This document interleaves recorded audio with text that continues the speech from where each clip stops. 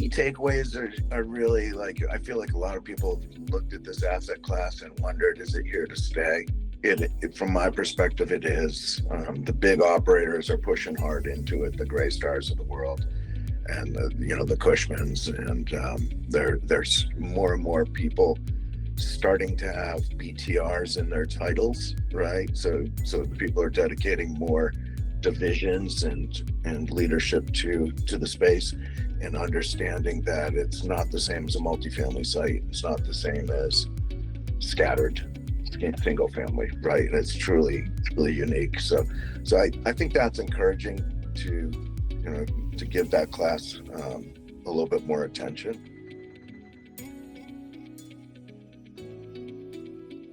People stay longer in their homes, but turn times seem to be what a lot of people were talking about, and getting the homes re-rented, and the time that it takes to do that is real important, right? So a multifamily unit might be a couple of days, but in built to rent, it might be a couple of weeks. And I specifically look at what we do, and having utilities turned on so they can flip that unit becomes so important, right? And it's a big piece of that equation. So I like that. I never like that somebody's having a problem, but I like it when they have a problem that I know how to solve.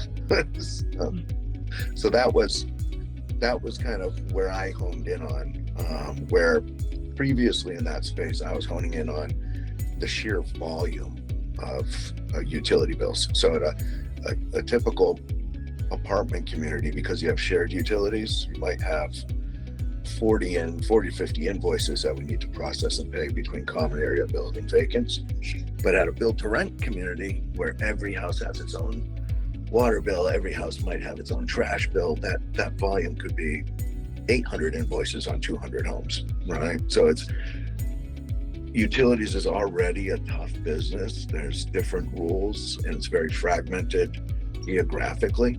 And you take something that's already hard and you multiply it by 10, that speaks to me that not doing it manually and having automation tools to speed up that process and do it more accurately makes us even more valuable. And you look at a build to rent, a lot of times they don't have people who work on site or leasing office. So they might be leasing remotely and have like centralized maintenance teams that go around a market versus showing up to work every day. And that has created some challenges to manage in a different way than people haven't done it in the past. And that's like that need for innovation, is kind of spun out of desperation, right? Like, we're not used to this. We don't have a leasing agent there, or they might be there two times a week, or they're working out of a mobile office. So that's a little bit different too.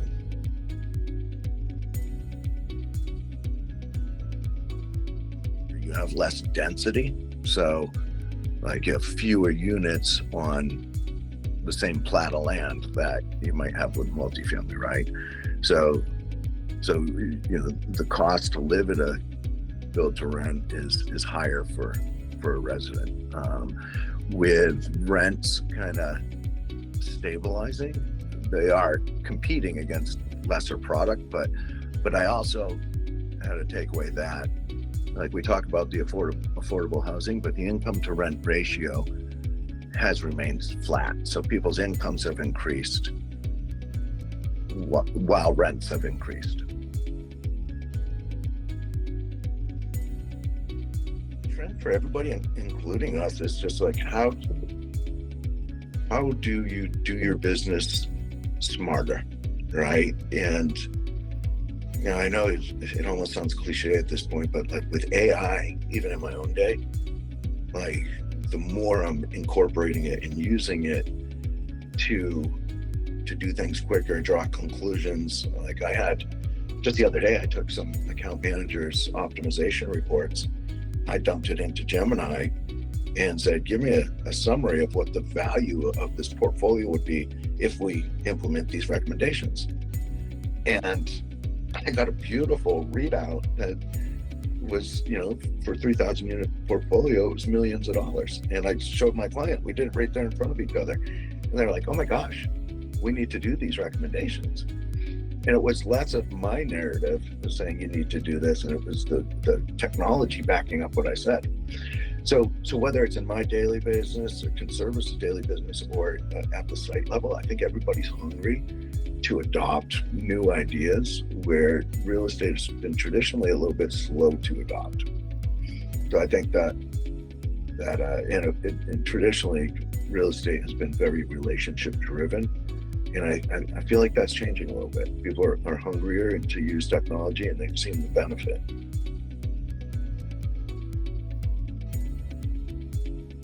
It's having those face-to-face conversations. You can only get so much from a Zoom meeting, and like when you're at a show and you're just standing with somebody and you hear them talking about the challenges they're trying to solve. It's powerful if you listen.